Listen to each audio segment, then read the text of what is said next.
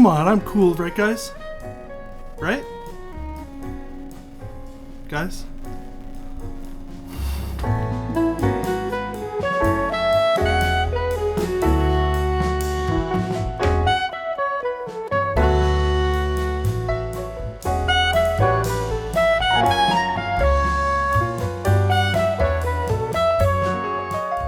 I was driving down the highway the other day. I saw this billboard for a casino. Some guy was flashing a wad of cash, and then it said, "Fun is intentional," across the whole thing. My reaction was, this is the stupidest advertisement I've ever seen. Fun's not intentional.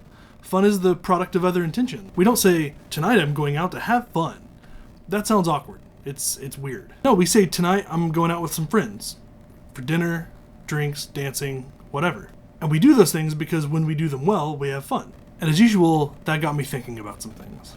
The person who says they're cool is totally uncool. You don't become cool by trying to be cool, right? Cool's the result of your attitude, like the way you dress, the way you act. If you carry yourself well, if you talk well, then cool just happens. My dad always used to tell me, never trust the person who asks you to trust them. Because if they have to ask for your trust, they haven't earned it. But he'd say if you keep your word, if you're loyal to people, if you only make promises you can keep, then people will end up trusting you. There's no shortcut to trust. These things all work the same way. Trying to be cool is the least cool thing you can do. Asking for someone's trust is the surest sign that you haven't earned their trust. And trying to have fun has a way of ruining all the fun. Take rest for an example. You know how many parents I work with who try to get their kids to go to sleep by yelling at them? How absurd is that? If you try to force sleep on them, you're not going to get sleep.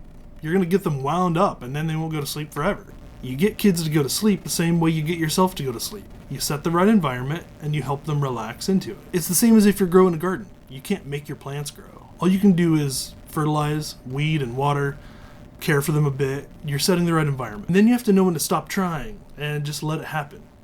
Be hands off. Just let the plants grow. Let the kids go to sleep. So here's what I'm getting at. Things that work like this, I think, are the most important things in life. You can't cause them to happen, you can only cultivate them. Like plants. Like love. It's a classic plotline in books and movies and TV.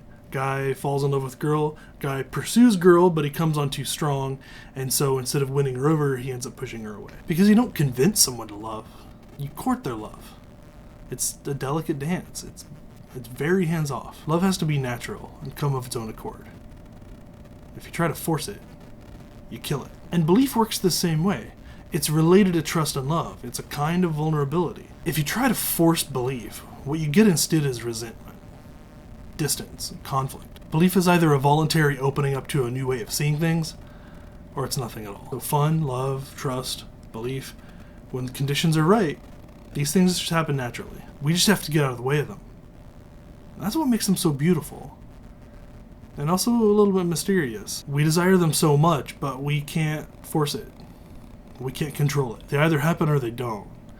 So when they do happen, make the most of it. So my question is, what other things work this way? Where we really want them to happen, but we can't just make them happen. We have to let go and allow it to happen naturally. And do you think I'm right, that these are the most important things about life? Let us know in the comments below. I'm hoping that I have a lot to learn from you.